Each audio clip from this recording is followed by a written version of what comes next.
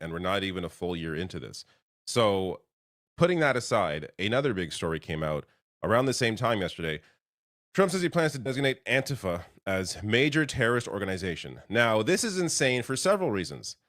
For one, Antifa, short for anti-fascist, is an umbrella term for far left-leaning activist groups and is not a single entity. These are groups that resist fascists and neo-Nazis, especially at demonstrations.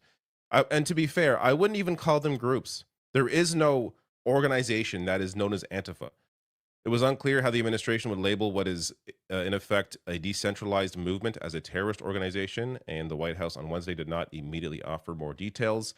Antifa is a domestic entity, it's really an idea, and as such is not a candidate for inclusion on the State Department's list of foreign terror organizations. There is no domestic equivalent to that list, in part because of broad First Amendment protections enjoyed by organizations operating within the U.S. So even if it was an actual organization, a domestic organization, there isn't a domestic equivalent of a terror list to actually designate them as a terrorist organization. But putting that aside, great point here from Daniel Bayron on Twitter. Antifa is not an organization. Antifa is not a group of organizations. Antifa is not even a network of informal cells. Antifa is any and all direct action against fascism. Labeling Antifa a terrorist organization means outlawing anti-fascist action. This is the intent behind what Trump is trying to do. This gets to Hassan Piker. I am an anti-fascist, okay? Fuck this administration. This administration is a fascist one. I am an anti-fascist. What the fuck are we doing? What's next? Are they going to openly go, nope, we are a fascist government now? They're going to just say that? Is that what we're doing? Because anti-fascism is just fascism. Bro, don't say that right now. Oh, what the fuck? Get out of here, dude. Listen, you need to understand something, okay? These people are not strong. They're fucking weak. They fear you being united, okay? We have the numbers. There are Americans of good conscience everywhere, okay? And because they're so fearful that if the people stand united, that they'll never be defeated, that they try to pick apart. They try to divide the masses. They try to make an example out of people, okay? And when institutions don't actually respond in defense of the citizens, in a country like the United States of America especially, okay, if institutions don't respond, if people don't respond, if they actually obey in advance, then regardless of how weak they are, regardless of how fearful they are, they win. And it doesn't stop. When they get a victory, they do not stop. That just emboldens them to dig deeper. This is how it fucking works. They do not have enough confidence. They do not have the numbers. There is a lot of discontent against this administration. They do not have the numbers. They can't even get the fucking National Guard to be deployed everywhere. They can't do that. And even if they were to do that, there is no guarantee of success because the National Guard is also comprised of your fucking neighbors, okay? There's no guarantee that those guys are going to be like, all right, well, we're loyal servants of fascism now. These are the actions of a weak administration.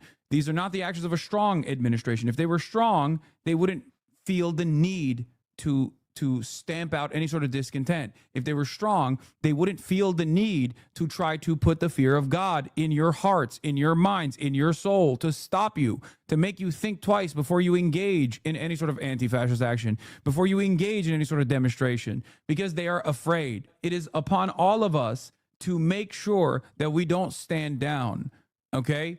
Today will be the easiest day for you to express your discontent. Tomorrow, it will get harder. And the day after, it will be even harder than that. And the less we express our discontent, the less we express our frustrations, the more this administration will feel emboldened to do more of the same. It's important to be reminded, Trump is weak. The administration is weak. They would not be doing what they are doing if they were strong. They know they don't have the numbers on their side. They know that if the people come together, they are screwed. The one glimmer of hope that has kept me going throughout all of this is that the U.S. is massive. It's not as if this is a tiny country where The sort of actions that the White House is taking is just has a complete chilling effect over everybody in every corner in every state. No, this America is huge. 50 states. Most people are not on the side of what Trump is doing, and it's impossible for him to be able to control what people do, what people think, what people say, because there's simply too many people. There are too many avenues. It's not just about, what's on television, it's also about online. It's impossible for him to control everything. And he simply doesn't have the numbers militarily to control everything within its borders. So keep this in mind. This is not, don't submit yourself to this being the end, that this is, oh, well, we got to ride this out and just wait. No, the reality is there's strength in numbers, and that there is going to be an end to this. You are going to outlive the Trump administration just based on the reality of how old the man is. You will outlive this. So stick together. Don't forget that you have the power. These people are weak, they're scared, and they clearly do not have the people on their side.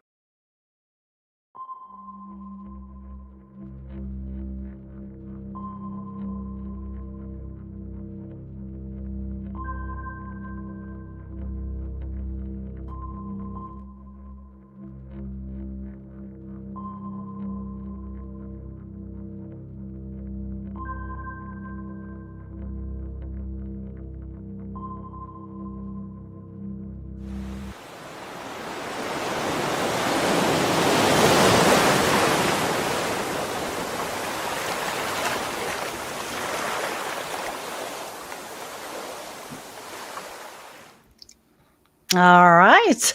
Well, good afternoon, everyone. Welcome to Political Coffeehouse, a branch, a subsidiary of Environmental Coffeehouse. I am Sandy Shellis. And today, I'm not going to focus on energy like the two shows before. We're going to talk about affirmative action, DEI, and equal employment opportunity, because who I was and what was my career, and how upsetting it is to see what happened with the Supreme Court in 2023, and to understand that everything is different. And I'm going to explain to you the history. We're going to talk about what affirmative action was, what I did. And first, I am going to show you me. There was professional me. That was probably, I don't know, maybe 2010. Yeah, there was the professional me. So I worked in the university, and this was my business card. I was the director of human resources at the Research Foundation, and I had professional, besides my education, I had professional certifications. I was a certified affirmative action professional, which the organization it's different now. But I also was a PHR with the Society of Human Resource Management. And the reason why I wanted to talk about, yeah, a little bit different, huh? Age is not fun. Anyway, okay, so what mean? The little crowns, and what does what mean? I don't know what you're talking about. Anyway, I've got to not watch you guys, because I've got to talk about what's going on in this, and what we're going to be talking about today. So my career was, it built over time, until I became an affirmative action officer. As my career expanded, and I think it's a good time to, well, maybe I'll play the first video, and then I'm going to do my presentation. So let me play this. Hang on. Joined now by DEI labor attorney Jason Schwartz. Mr. Schwartz, thanks so much for joining us. First, just want to ask your initial reaction to the scope of the executive order and the employees placed on leave. Sure. So nice to be with you. The scope of this order is huge. Really dramatic change, not only for government contractors, but for all private sector corporations. And Trump notably revoked the executive order signed by LBJ back in 1965, which prohibited discriminatory practices in employment decisions for federal contractors. What sort of immediate impact could we start to see? So the president, as you said, revoked the 1965 executive order from President Johnson and has flipped the requirements so that government contractors now have to agree not to engage in any sort of DEI program that has a preference based on race or gender. So not only do they get rid of their affirmative action programs, but they have to agree not to engage in certain DEI practices. That's a complete reversal. The OFCCP is now ordered to immediately cease its enforcement efforts under the 1965 Civil Rights Program. And instead, contractors agree, again, that they cannot engage in any kind of preferential DEI programs. And the order suggests that that will be enforced not just by the federal government, but that private citizens are going to be deputized to bring what are called False Claims Act actions in order to enforce that government contractor requirement. Now, the White House said that the executive order demands departments and agencies frightening. take strong action to end DEI policies in the private sector as well, and that the Attorney General should also encourage the end of DEI in the private sector. What could those actions look like?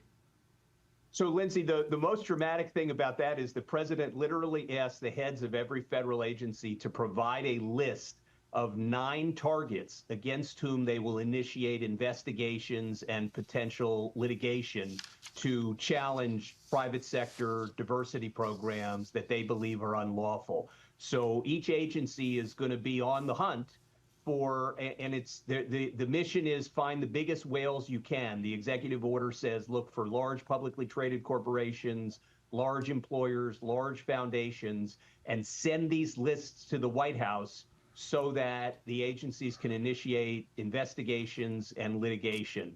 I think that's going to be a substantial enforcement effort in the private sector, challenging lots of DEI programs at many, many companies.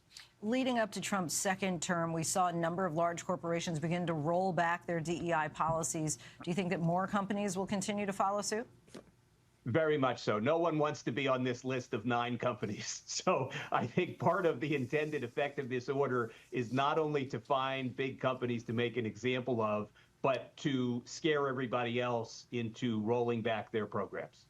Okay. All right. Well, we thank you so much, Mr. Schwartz. Really appreciate your insight. And this just in, sources tell ABC that employees across the federal government today received memos asking them to report any possible DEI programs.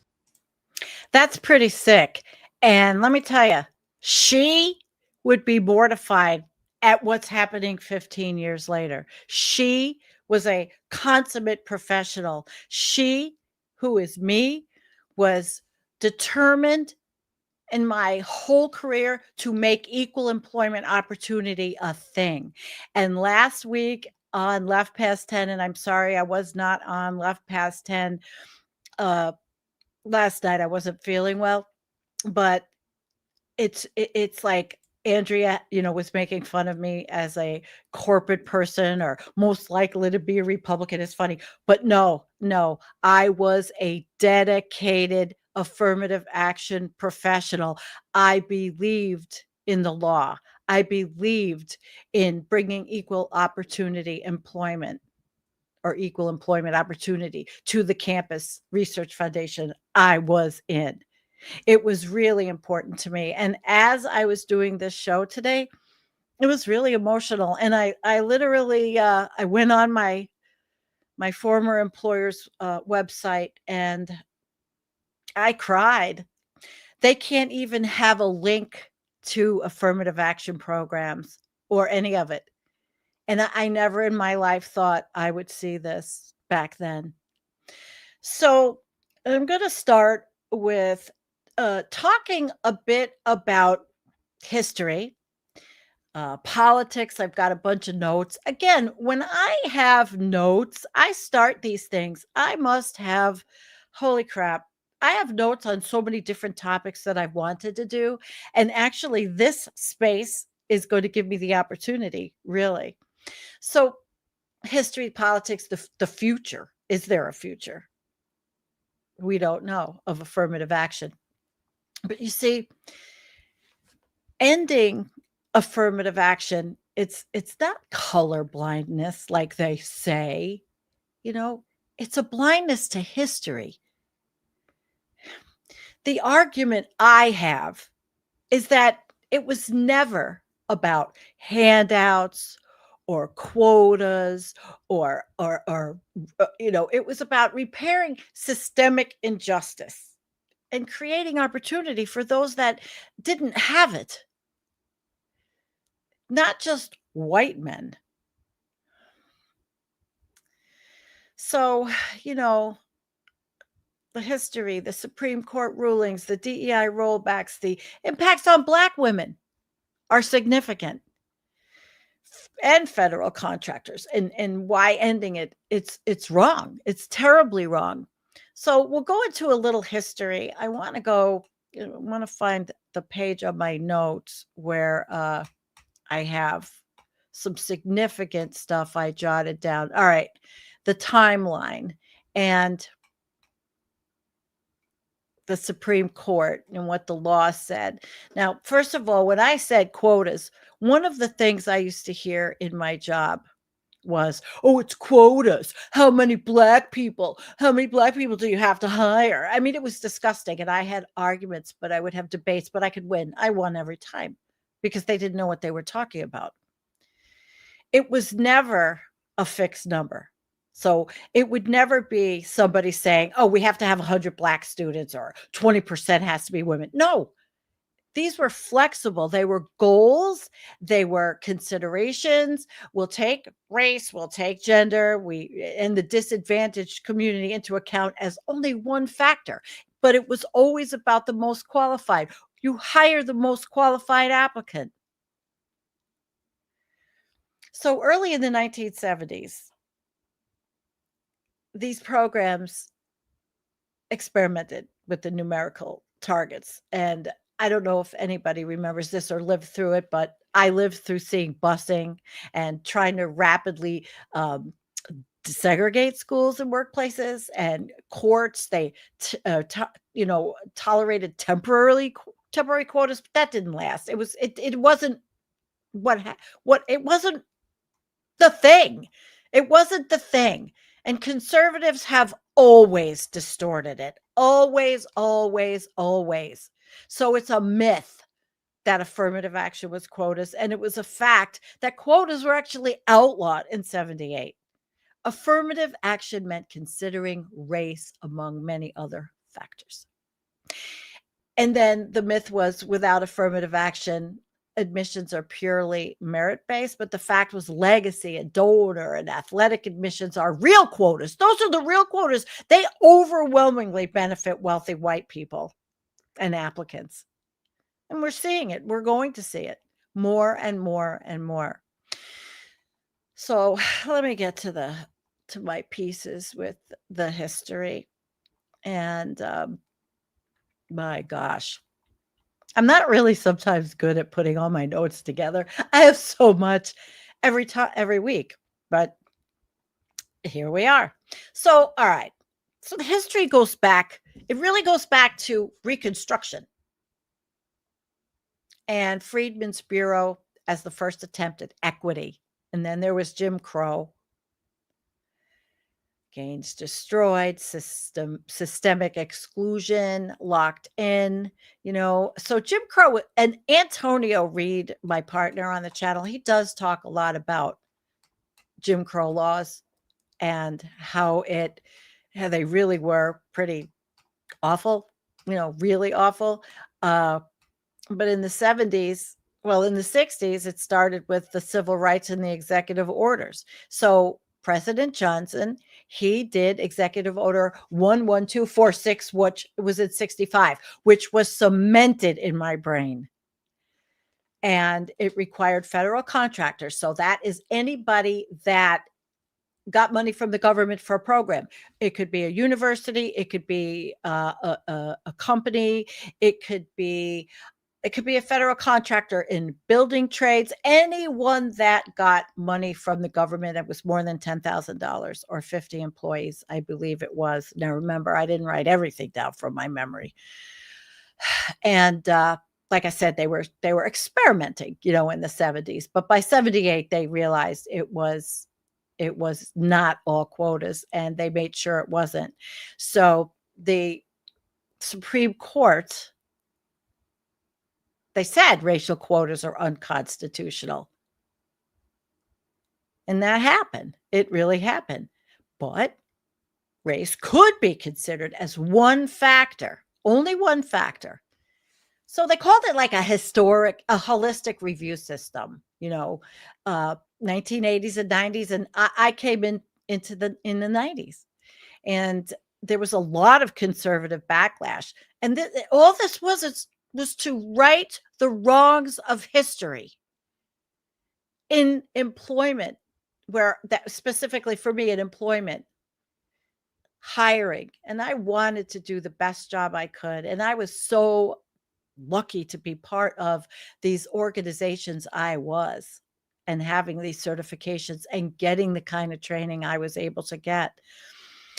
But the right wing, Bush, Reagan, some of the state people, they said it was reverse discrimination, which absolutely was bullcrap. That wasn't. Even California had a ballot proposition in 1996, and they banned it in the state schools and employment because it was voted on, because people don't understand. So, but they've been illegal. Quotas have been illegal for over 20 years. Then there was a case called Greats versus Bollinger, and Grutter versus Bollinger. Now, Greats struck down the rigid point system that gave the automatic boosts. It was too much like a quota. So it was always evolving and getting better. It was always getting better.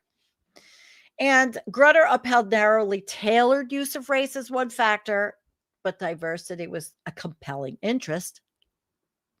Then in 2013 to 16, Fisher versus Texas, the court reaffirmed that affirmative action is legal if it's flexible, which it was, holistic, and individualized. Again, not quotas, not quotas.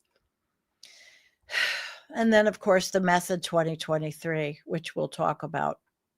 These executive orders that rolled back these wonderful things, the Executive Order 14151, ending radical, I hate when they use these words, radical and wasteful government DEI programs, and prefacing, signed January 20th, 2025 by the authoritarian orange turd in chief. But it did direct federal agencies to eliminate equity related contracts, grants, and diversity, equity, inclusion, and accessibility in offices and positions. And then the 14173, ending illegal discrimination and restoring merit-based opportunity. But it wasn't illegal discrimination. It's so awful for me. And this is what upset me. Now, I had started, again, researching this, months ago, maybe, in 2023, actually, when the Supreme Court made their ruling about, it was basically admissions in higher ed. And they're suspending and eliminating enforcement. Now, the Office of Federal Contract Compliance Programs was a hefty office. And I was very lucky to have been able to get trained by the two gals that actually headed the OFCCP from Washington. Several times I met them. And they that was it for them. They were directed to stop enforcing certain, not everything, DEI and affirmative action requirements, including holding contractors responsible for taking affirmative action or promoting diversity. And that's where, you would follow as an employer affirmative actions. You had a plan, and I'll talk about the plan, but it worked. I think it worked. When it didn't work, it was because people were trying to circumvent the system. And I experienced that, not me doing it, others. I experienced it. And in fact, I got my ass in some trouble for not being happy about what others were trying to do to circumvent the system. So they had to stop. And the General Services Administration has ended the DEI clauses and reporting requirements in its contracts, except where explicitly mandated by law. There are new contracting requirements and certifications. So now contractors now include terms in contracts and grants and things certifying that they don't operate DEI programs that violate anti-discrimination law, applicable ones. They don't. It's reverse land. It's la la land by white men. By the Project 2025 vote, folks. They've wanted this for a long time. Yep. So now, if you are certifying compliance, you're going to get in trouble. You could lose your contract. You could lose your grant payments. It's a liability. It's so sad. I just can't stand it. So what's happening? Contractors. As a contractor, like I said, I explained to you who a contractor is in the beginning. We were a contractor in higher ed. We were a 501c3 organization, the Research Foundation of SUNY. Here's my card. You see, that was my card, SUNY RF, higher ed. And we were a contractor because we got a lot of federal money to run programs, all kinds of science, research, social science. We are a lot of social science on my campus. But now it's like you could lose your money. You could actually lose your money for having the wrong kind of DEI. Google is an example. Big company. They ended their certain DEI hiring targets because of their status as a federal contractor. Legal risk. Never in my life did I think I would see this. And KPMG, which is a very big auditing firm, they ended, which was called their Accelerate 2025 DEI strategy, which was aimed for leadership for underrepresented people, backgrounds. They scaled back reporting. Now, KPMG, I've always said, could have done what Doge did. KPMG could have done. They audited us, believe it or not, because of the kind of federal dollars my campus got. We were audited every single year by by our organization to make sure that we were fulfilling our obligations and that we were doing everything right every year because of the kind of money we had. We had a lot of federal programs, and it's just insane. We passed mostly, even little things like timesheets. They would look at timesheets, how time and leave was done. I mean, it was I was over payroll and benefits and affirmative action, and I was a equal employment opportunity person, and I took in complaints and I investigated sexual harassment claims. It's all under this. The EEOC is the Equal Employment Opportunity Commission of the United States. The two that I worked with was the OFCCP, Office of Contract Compliance Programs, and the EEOC, and also the New York State Division of Human Rights. So, because I worked in New York. And for me to just realize that companies are pausing their DEI programs, it's sickening. They're suspending their diversity training. Now, when I left the research foundation because of disability. The college was going to groom me and take me over to be their diversity trainer and their new employee trainer. And I was going to then go on the college side and also train in sexual harassment and all. But I had a few problems, but mainly my physical health, and that was my back and sitting. It's a real problem for me. But it's sad because I really would have had a good opportunity had I stayed. No one leaves higher ed, but I did. Unfortunately, I think sometimes if I didn't leave higher ed, I would never have been able to start Environmental Coffeehouse, though. And I knew all the research. I knew what climate change was. I knew what was happening. We were dealing with, we had researchers that were studying all kinds of things, sending one researcher to Cambodia to implement sewage treatment systems. I mean, all kinds of different things. But we had a lot of social services programs too. For example, one of the programs we had on our campus was we hired an entire team to analyze the Medicaid overpayments in New York State. And we put together all kinds of IT professionals, and it was quite something. And we even had a whistleblower for some bullshit back then. And I went through that, tried being grilled by feds for hours and hours and hours. Like I wasn't a target. They realized I wasn't a target. I was just running the department. I was not a target, but it was quite something to be that, to be there. But they're talking about, so they're eliminating and they're suspending their internal equity or employee resource groups. That's the ERGs. So many people have lost their jobs. And when they say Black women are affected, women and Black women, because equity and diversity careers very often were a lot of Black women. It was great. I worked with the most amazing people.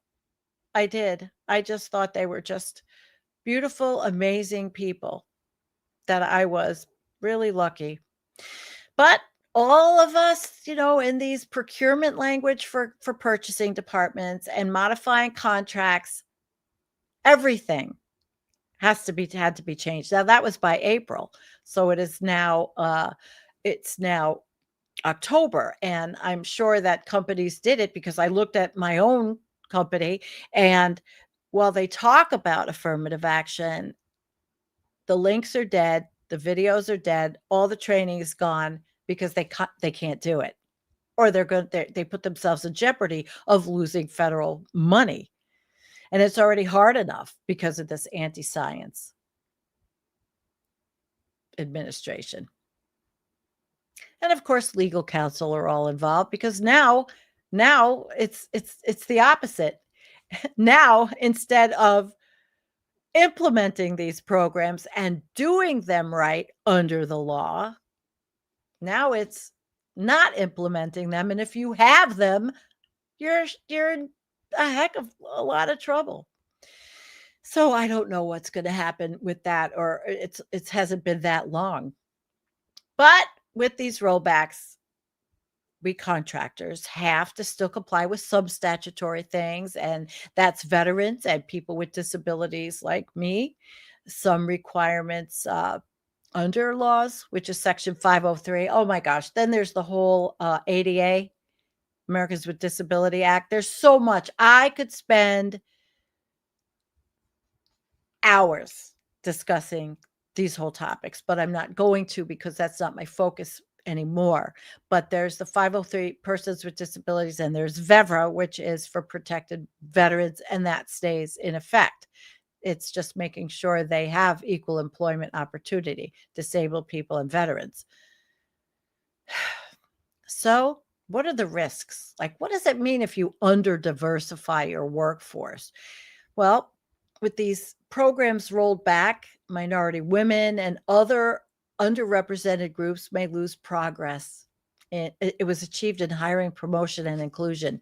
And let me tell you, even white liberals in the institution wanted to get around some of these because they wanted to hire who they wanted.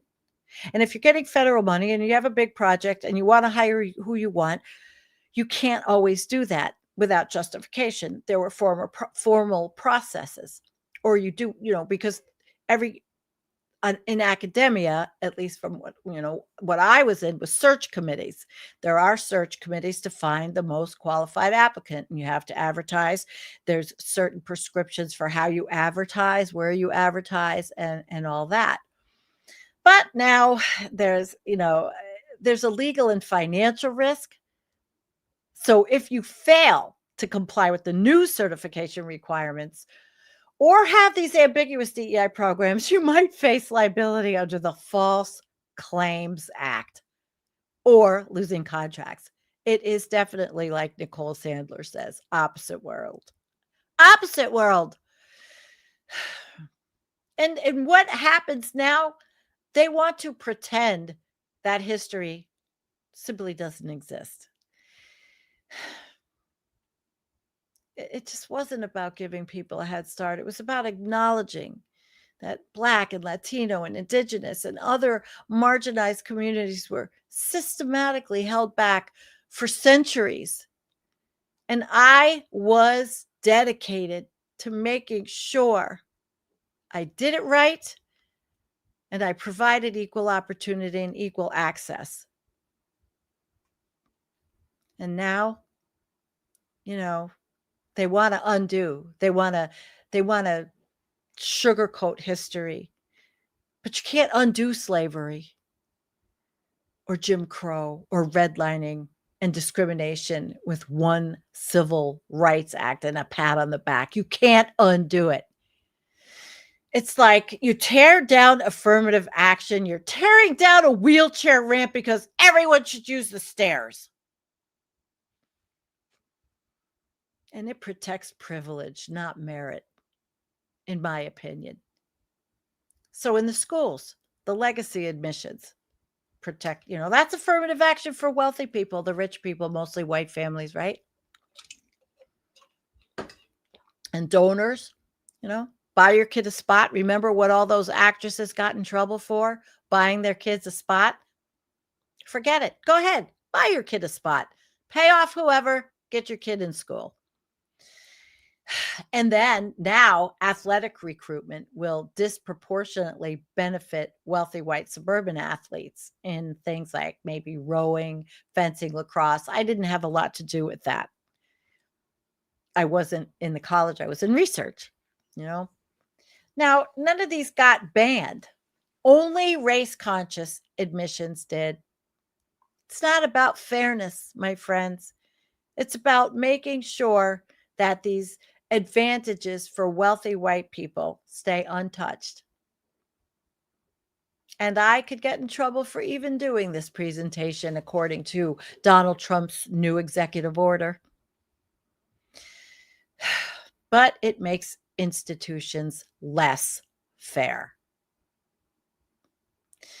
And research does show diverse classrooms and workplaces are better for everyone. They're better for everyone. More innovation, better leadership, stronger outcomes. And I think it's just a tragedy that this is happening. And you know who were among the biggest beneficiaries of affirmative action? Me, the white woman. And that is not lost on me. It hurts us. But they want to, stoke a lot of resentment. And it's about power, not the principle. These conservatives, they didn't gut affirmative action because they care about Asian American students. They used those lawsuits as cover. The end goal has always been to roll back civil rights gains and entrench a colorblind system where privilege looks natural and unchallengeable, and it's total bull. Total bull. I just think it's incredibly sad. So we went through some of the history. We went through some of the what's happening in, with DEI and the crosshairs. These people, I don't even think they know what it means. Now, I'm going to show you a little video. This is a practitioner in the field. As I kept going in my employment, now I used to do the affirmative action plan with the college. We would do it together. They would do one, I would do one. We were a covered entity, and it was a lot of statistics, a lot of using the you were analyzing your hiring patterns by the communities you were in, or where you advertised. And there was a whole industry that grew up around affirmative action, software programs, and all kinds of things. And it was really great help. I used to go to trade fairs. I was very lucky. I got to go every year to the big human resources, American Association. I mean, it was, what is it? The big Human Resources Association. And I went to the conference every year. I even put on one for New York State. And that was cool, And so let me show you. This is a practitioner, and this is a little bit about what he's talking about, what's happening from his viewpoint. But he's a practitioner, but he's a company, okay? A private company that serviced federal contractors like us. So when I went to these kinds of things, I looked for, when I was shopping for help as we were growing and changing, I would look at these companies at these trade fairs to see who would best suit our needs, and then come back and get the budget and hire them. So, started off with an inauguration on Martin Luther King Day, by the way. 2025. That had some interesting outcomes. Of course, a lot of regulatory change, executive orders, anti-DEI sentiment. Company can no longer take affirmative action. Now let's distinguish affirmative action and non-discrimination and DEI. Three very, very different things that, frankly, I don't think this administration understands. Affirmative action plan covers minorities and women. That's Executive Order 11246. VEVRA, Vietnam Era Veterans Readjustment Assistance Act. That's for veterans. And Section 503 of the Rehabilitation Act, individuals with disabilities. By the way, VEVRA and 503 still exist. But the executive order discussing affirmative action was rescinded. Now, non-discrimination in employment, something very, very different entirely.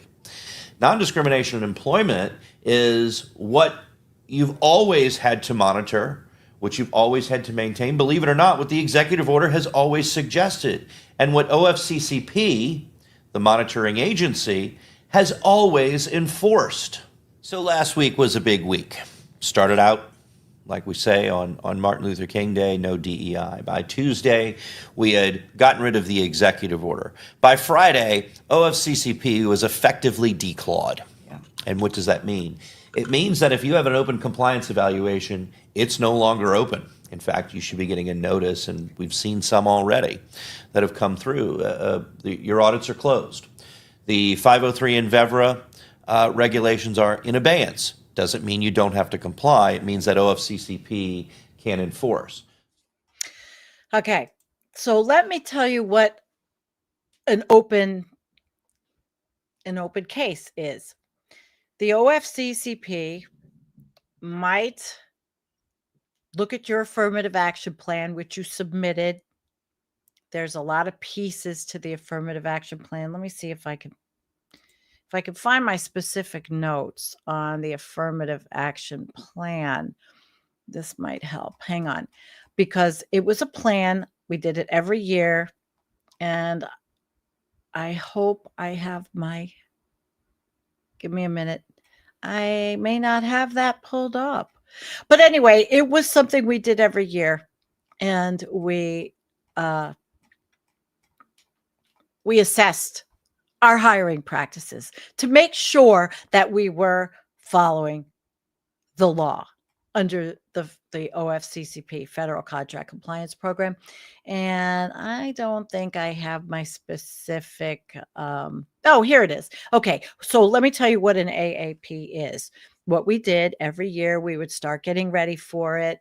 We would do data-driven accountability, and you would submit this every year to the government. Workforce analysis, which is what breaks down who's employed by a job group, looking at race, ethnicity, and gender.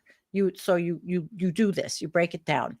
And in the beginning, way back in when a long time ago, we would do a lot of this just on spreadsheets, or sometimes even I had notebooks and all. And then the job group analysis, that compared the workforce composition against availability in the labor market. So when you were hiring, you're doing an advertisement, and if you were hiring for a position that was local, that you could get local qualified applicants, that is the that was the labor market. When we did searches for PhD positions, and sometimes we expanded to other countries, you look at, okay, what was the labor market and where? I thought it was very interesting doing the AAP. A lot of people hated it. I liked it because that's the nerd I am. And then there were goals. Now, goals are not quotas. But if you find through your statistical analysis that there was underrepresentation, you set a placement goal to address it, not a placement goal to hire more of one specific thing, but where did you go wrong? Maybe where were you falling through the cracks? Where did you maybe not, like I have a goal. I want to increase the diversity. I wanted to increase, and where was I falling short in my search processes for candidates? Maybe we weren't advertising in places where people could actually see our advertisements, and every job was different. You didn't advertise the same place for every position. Then there were the action-oriented programs, and my favorite, outreach, training, recruitment strategy to address the barriers. So what did we do? What did we do to overcome these barriers? How did people find the jobs that we had open? I loved training. I loved doing those things. And then, of course, there was the internal audit and reporting, and these were the systems to measure progress, ensure compliance, and fix problems. So every year. And so if you got an audit, like he was talking about, because he's a company probably that would give you an attorney to help you with audits. Our internal attorneys were not always coached in this. They were not always experienced. So we would go out and we would hire companies, or we would hire a labor attorney to help us. We did have an in-house labor attorney, but with how many campuses? I mean, one person, one, they couldn't do it. So the affirmative action plan, then let's say you submit it every year, and I did. And then OFCCP flags you for an audit. They want to look at your system. Maybe they caught some kind of mistake. Maybe they thought something didn't look right. Now, an audit was really not to punish the institution. An audit really helped us identify our deficiencies and how to get better. We had one audit, and we aced it because we accepted. These were professionals. They knew the law. We knew the law. They might have found something that we didn't see in our plan. They might have said, I don't remember exactly what it was. I think it was the depth and breadth of our advertising at the time. Were we actually hitting the target market to bring in the biggest amount of people that were qualified for the job? But we fixed it. And it wasn't a monetary punitive kind of thing. So you weren't scared of the audits in that you were going to have to pay some big fine.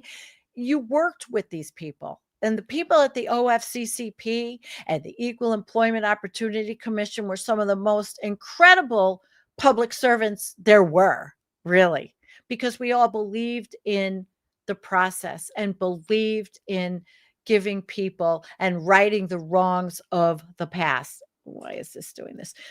Okay, my computer, I have something wrong with my monitor, and sometimes it just tells me it's going to go off. So now that's all gone. Nope. And we're done. Done with that. And it's very sad. They're modifying all the contracts, all the procurement language, eliminating or pausing their DEI programs, everything. There's no goal setting, everything. They're rewriting hiring goals, targets, diversity metrics. It's just awful. To me, it's awful. I never thought I would see something like this. Can you imagine? I mean, all of these groups, for so long, there was so much systemic racism, and there was. And a white man would get the job way before a black woman, a white woman, a Hispanic. I mean, that was the way it was. You look at any 1950s and 1960s, just look at a television show and look at the workforce you see in these television shows. I mean, it wasn't real life, or was it? So now, I can't, it's hard to believe, but I would say my research foundation has a legal and financial risk if they have the program. I mean, they could do a voluntary program, but it doesn't mean anything other than maybe because I like to think that the Research Foundation is a valuable, ethical organization. But ending affirmative action, just to me, it's just so wrong. So wrong. History exists. History existed. Now they just want to protect privilege. They don't care. You know who they are. I feel the deep state. You know who the deep state is? The people that wrote Project 2025. The deep state are these white evangelical Christians that they don't read the Bible. They don't follow the Bible because they certainly don't follow Jesus's teachings. And I would like to think that Jesus, if there, Jesus would be totally for affirmative action and equal employment opportunity.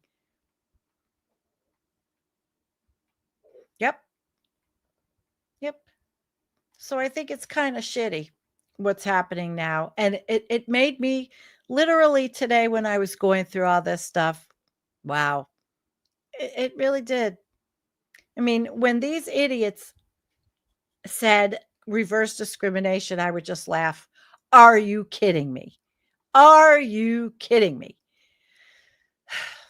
So dismantling these federal requirements, scaling back all of the public diversity goals, canceling, just getting rid of all the DEI offices, big layoffs everywhere in corporations, all corporations. We all had, we had offices for equity and diversity because it made companies a better place to work.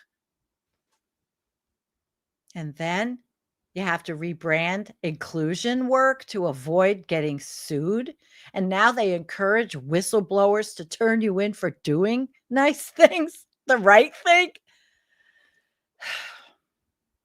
I mean, like I said, definitely veterans and disabled people still have to be accommodated.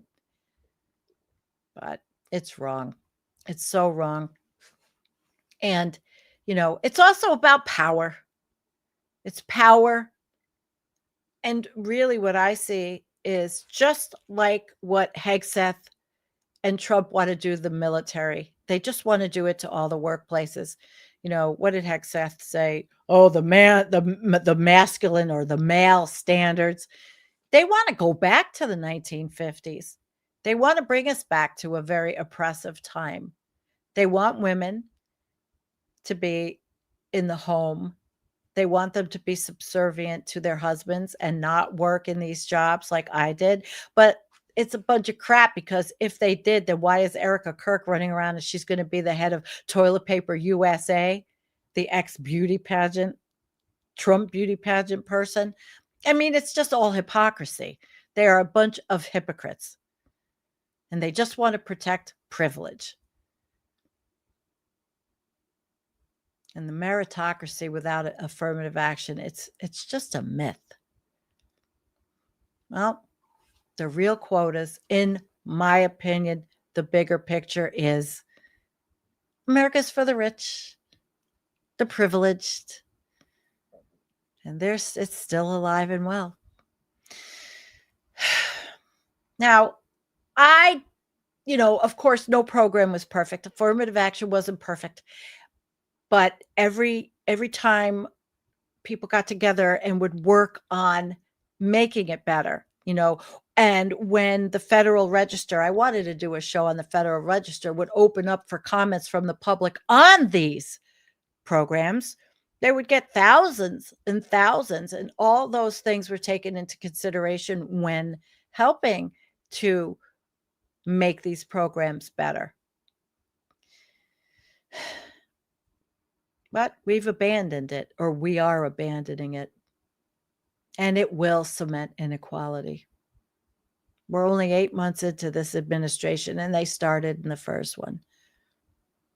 So if we want fairness, we actually should end the legacy admissions to the schools and donor privilege, not affirmative action. Stop giving these kids the ability to get in and slide right in because their father went there. Squeezing out people that really could benefit from the kind of job or education. You could now work for a corporation, and, I truly believe that they won't do the right thing without the OFCCP. I don't think people are inherently fair. That's why we had to do this. I'd say for all of you that are interested in this, well, you could always, I don't even know at this point. You could call your Congress people. You could say, listen, you think it was wrong.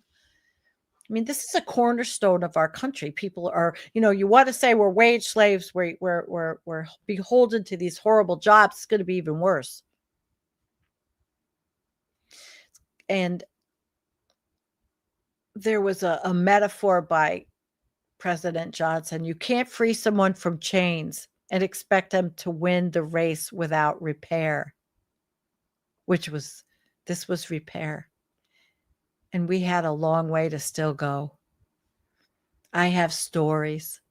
I mean, we had a search for someone to work with me. I wasn't the head of the search committee, but I needed an employee.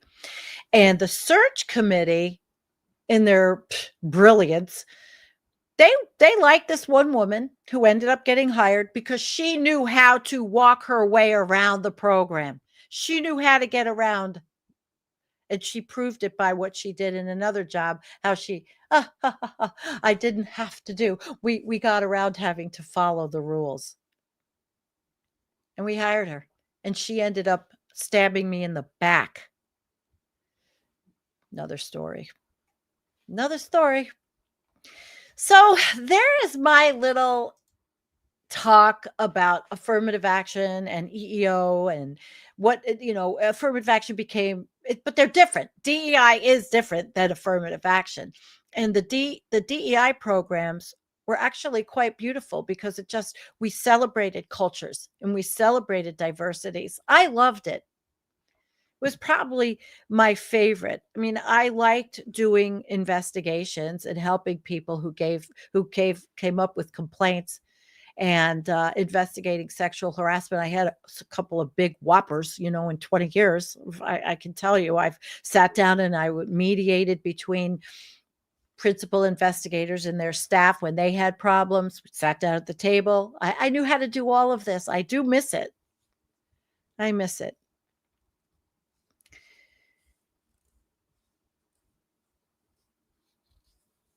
Snowman says the question is, I don't know how to put this up. Why would allow women to take over TPU? It's because she is an agent of WS. Okay. white supremacy, an agent, I think. Is that what you meant? Because that's certainly what's happening. Now I've got 5 minutes, so I can tell you that again, my life is completely different now than it was when I was the career woman. Now I'm a homesteader. Now I grow vegetables. But I'm still the person that believes in equal employment opportunity. I believe in diversity. I believe in equity. I believe in the ability for all people to be treated equally under the law. And this merit shit that they're talking about, it's not. It's just veiled language. The language of the authoritarians. The language of Project 2025. And by the way, with this government shutdown, if you don't think that they are now rewriting shit and getting rid of offices and taking more away from the people while stealing from us, I believe the deep state is almost winning against us. They are taking everything from the people. They are stealing the government. They're stealing the government. That's what they're doing. And when all these right-wing conspiracy people and right-wing people were screaming about the deep state, they were really screaming about the people that they're supporting, that they supported. Even Marjorie Taylor Greene is saying, look, we're giving $20 billion to Argentina and we don't have health care for our people. We're giving all this money to Israel and people in America are going to lose health care. That's Marjorie Taylor Greene, the biggest anti-Semite on the planet. But she, what is it? Even a broken clock could be right once a day or twice a day, whatever it is, the old saying. So got 3 minutes. And like I said, it was very emotional for me to do this. And over time, and as I pulled my notes together and realized, wow, I've been collecting shit. I had to go in my basement and I was finding books. Unfortunately, I didn't realize I threw out a bunch of stuff this year, some of my manuals, and none of it is on the web anymore. They took it all down. There was some phenomenal material and I didn't know. So last year I really didn't know, and I got rid of things that I should have saved for posterity. Makes you cry. The me, her, she wouldn't believe it. Never would think that this would happen. But it is. We're in this nightmare. So what we need to do is we really need to be together as progressives on this space. Speak up. Don't be afraid. Even with Trump's new thing, don't be afraid if you speak up. Be careful, but don't be afraid. I know the big picture's daunting. I know it feels like we are not going to get anywhere. I know it feels like it's the end, and it could be. Because I really do feel like they've stolen our government from us. They've stolen the government from the citizens. And Russell Vogt is now rewriting everything in the government while the government is shut down. And they lied about the Democrats. And they lied about, and I don't love them. They're like Jeffries and Schumer, a little bit of limp noodles, but they lied. We just don't want the ACA to lose the tax advantage, so people have to pay double the premiums. I'm already paying over, between Medicare and my supplemental, like over $500 a month. I'm drowning. It's not easy. I'm really drowning, but I will never complain or be a victim. Never a victim, always a doer. And that's what I expect from all of you out there. And I'm very proud to be part of this space. And I would like it to be successful. And I'm really happy to be given the opportunity to do Political Coffeehouse. And it's sad that EEO had to be so political. But it is. And now it's gone. We once had it, and we once were halfway decent in certain aspects. Is it over? I don't know. So we got to keep up the fight, guys. And I wanted to teach you about affirmative action because there's so much that people don't know. And there you go. Everybody have a nice day. The rest of your day, I'll be playing with my kittens. They're going. They're all going to be going to their new homes. My fostering. Did I ever think I would be that girl fostering kittens? And that girl also was diverse because I rode a Harley also in my business suit to work. So you could be anything you want, you know, in this life. Even with the boot on our neck, which we have, there's the ability to still try. Don't lose focus. And I want to thank everybody. Thank you, Susan, and thank you, Bella, for moderating, and thank you, Looney, for moderating, and Series for being here, and Global, and no war. No war. We don't want wars. The Department of War, who doesn't want wars? Yeah. Maybe next week. We'll see. You can write to me if you have a topic you think you'd be interested in seeing me cover. environmentalcoffeehouse@gmail.com. And I think it's time for the next person. I don't know who's next, but I'm over. I don't have much more other than to thank you. So thank you.